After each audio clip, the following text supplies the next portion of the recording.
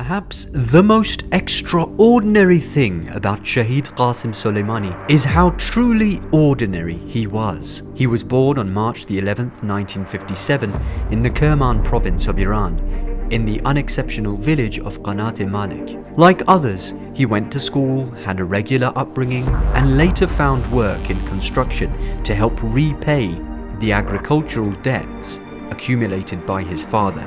At the age of 18, he began working for the Kerman Water Organization. This youth, just like many others, would visit family and friends, had a healthy social life, and would go to the gym to work out. It was at this ripe age of his that he would give ear to the public sermons of a humble scholar, through whom Qasem Soleimani was inspired to take up revolutionary endeavors. In 1979, the Islamic Revolution took place. The Western-backed dictator, the Shah, fled. The faqih, Islamic jurist, had been given control over the affairs of the state, and the nation rejoiced at its newfound liberation. This would herald a bright new era, paving the way for the return of Imam Mahdi, Ajjalallahu ta'ala farajahu sharif.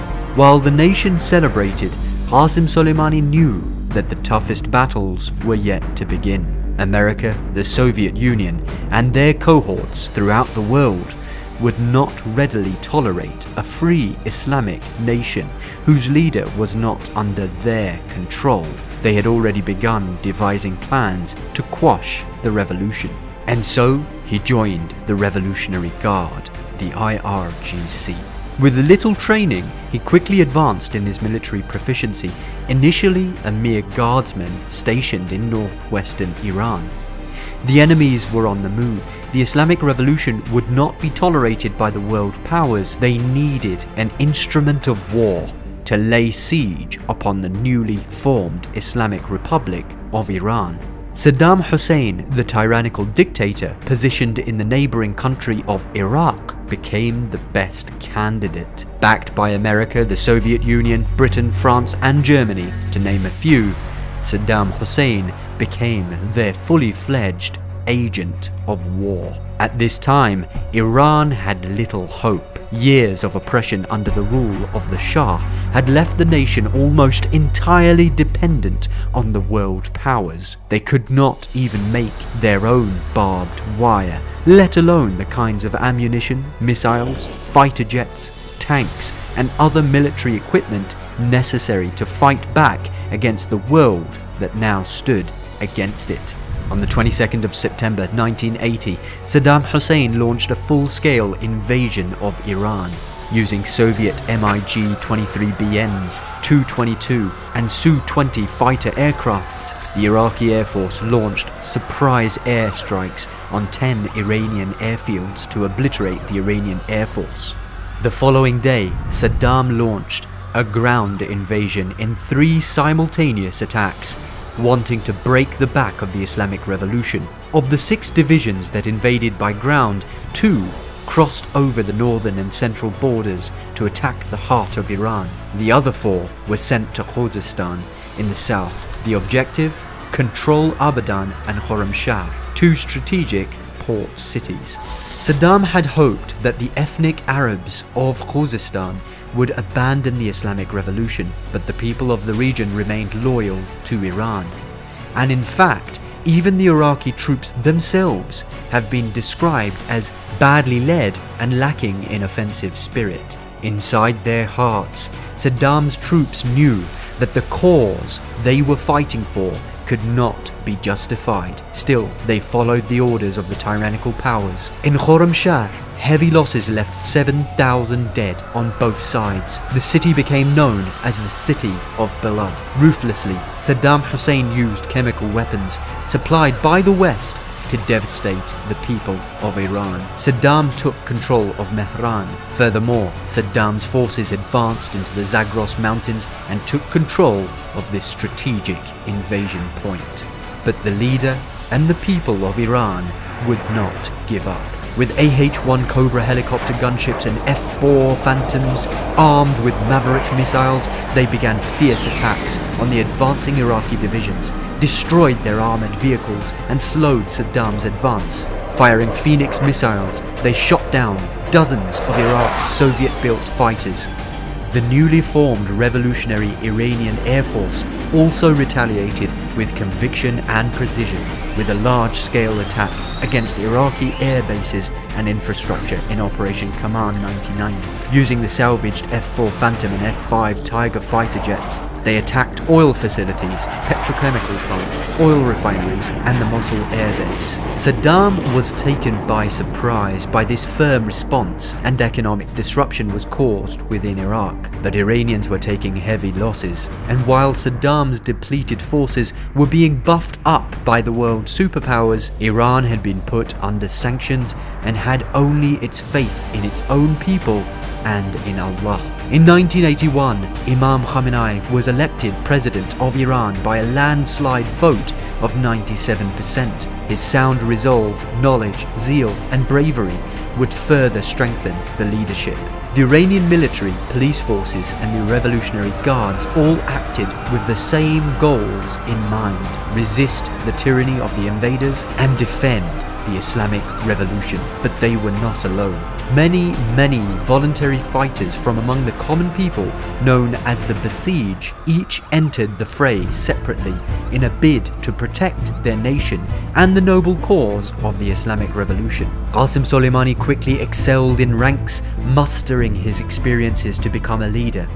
In Kerman, he assembled a host of valiant warriors whom he trained and, with the spirit of resistance and faith, fought back against the assailants. Showing absolute and unparalleled resolve, fortitude, and faith, the people of Iran would fight in the deserts, they would fight in the marshes and the mountains, they would fight until their last breaths. The war would last 8 long years and would go on to be known as the Sacred Defense. Qasem Soleimani soon became renowned for his bravery, aptitude, and strength for his key role in operations to reclaim the land Saddam Hussein had occupied. While still in his 20s, he became the commander of the 41st Darullah Division and was at the forefront of major operations in the south. Bustan had been taken by the enemy, and an important supply route was under their control. Thus, on the 29th of November 1981, Operation Tariq al-Quds was launched. The Iranians would march at the enemy, wave after wave. They took serious losses. 6,000 Iranians were killed in the fighting, and Qasem Soleimani was seriously injured. But through his leadership and the prowess of his comrades, Bustan was liberated and the key supply route for Saddam's forces eliminated. On the 22nd of March 1982, Lieutenant General Sayyad Shirazi would lead the Operation Fathul Mubin, the manifest victory. This would be a huge turning point in the war, so it is no wonder that Qasem Soleimani was present in this key battle for the liberation of Khorramshahr. With a constant push of faith and resilience, the Iranians hit the enemy's wave upon wave upon wave of fighters. They took many losses and gave many martyrs. Saddam's forces enjoyed the use of tanks, artillery, and aerial support, while the Pastaran and Basijis of Iran were mostly fighting on foot. They saw their comrades falling. They saw the enemies having far more strength and witnessed the power of America and the Soviet Union's support. They were outmatched and the odds were stacked against them with no end in sight. Still, they kept on fighting. Qasem Soleimani kept on fighting. On the 28th, the Iraqis had taken heavy losses. The Iranians showed no signs of backing down, so Saddam called for a retreat. Eventually, the revolutionaries were able to liberate Khorramshahr and push the Iraqi forces from southern Iran. From this moment onwards, Iran would no longer be on the defensive, but would bring the fight to Saddam's backyard. Despite being outnumbered, despite the world superpowers standing against them, the Iranians overcame with pure patience and faith. The Holy Quran says, "Those who were sure that they would meet their Lord said, 'How often has a small party vanquished a numerous host by Allah's permission, and Allah is with the patient. The war ended on the 20th of August 1988. Iran liberated itself completely and proved that it was a force to be reckoned with. Due to how difficult this struggle had been and how rewarding the divine struggle was, Qasem Soleimani referred to Operation Fathul Mubin, the manifest victory, as the best and most memorable chapter of the sacred defense war. Qasem Soleimani was only 31 years old, but he had already shown his quality, stature, courage, and faith. He had not been slain like so many of his comrades. Allah was saving him for something more. The Holy Quran states, قال الذين يظنون أنهم ملاقو الله كم من فئة قليلة غلبت فئة